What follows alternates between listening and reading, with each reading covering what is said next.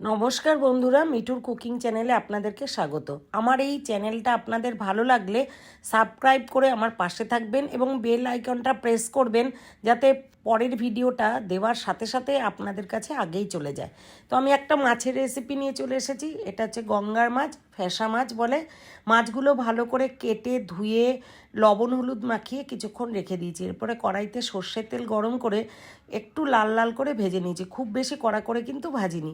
এরপরে আমি একটা বেগুন কেটে নিয়েছি, সাদা বেগুন, তার অর্ধেক পোর্শনটা একটু বড় বড় করেই কেটে নিয়েছি।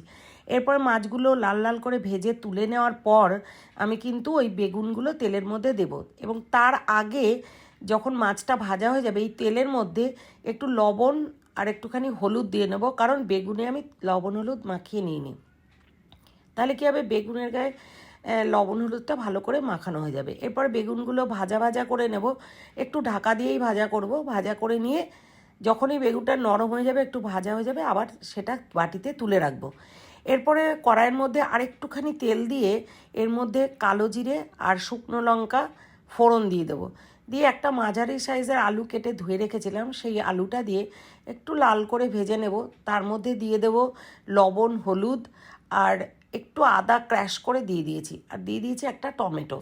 এরপরে এগুলো ভালো করে নাড়াচাড়া করে ঢাকা দিয়ে রাখবো, তাহলে টমেটোটা কিন্তু একেবারেই মিশে যাবে, আলুর সাথে ভাজা ভাজা হয়ে যাবে। একদম লবণ দিলে টমেটো গলে যায়।